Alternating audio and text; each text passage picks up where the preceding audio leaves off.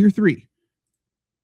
Starting off with Concepcion, it goes 4 deep. It goes to Denzel Boston. Might as well bring that up, eh? So we got 2 Browns, 2 Jets. What a gross tier, but I got to say these are players who I like.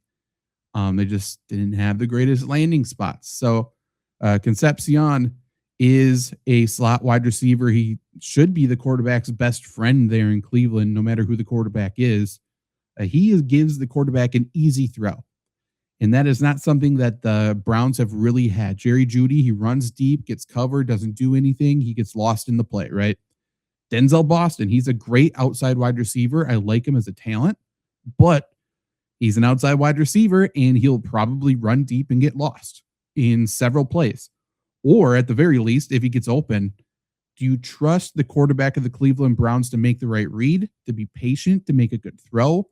It takes a lot for Denzel Boston to have the more successful year. Skill-wise, can he do it? Yes. Ceiling-wise, his ceiling's higher than Concepcion, but Concepcion is just an easier target underneath. I still think he's a very talented football player. So he tops my tier 3. He's 7 overall. Denzel Boston would be 10 overall. Now we get to the Jets, guys.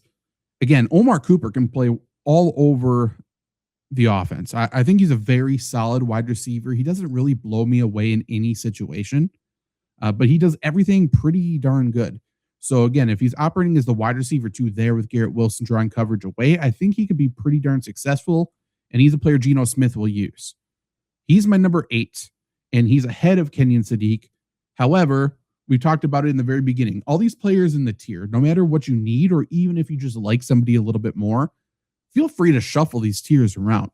Kenyon Sadiq is a tight end, right? If you are desperate for a tight end, and I will say that future draft classes, 2027, exceptional draft class coming in, not overly strong at tight end. So if you are not going to compete this year whatsoever, maybe Kenyon Sadiq's your pick, man. Or maybe Eli Stowers, who we'll talk about in a little bit. But next year, you'll be able to get good quarterbacks, good running backs, good wide receivers. I don't know if you're going to get a great tight end. So that's where Kenyon Sadiq could trend up a little bit for me if you're thinking ahead. But overall, Kenyon Sadiq was built in a lab to play football, to play tight end, right?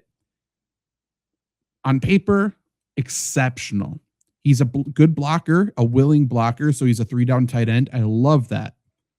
He gets drafted to a team that just drafted Mason Taylor, who is very talented, and he has NFL blood, right? So I don't love that, but that still doesn't even really throw me off of him. The reason he's behind Cooper for me is that he did not produce in college. He was fine in college, but he was on a good offense that should have been able to feature him and get him the ball much more, and they just didn't.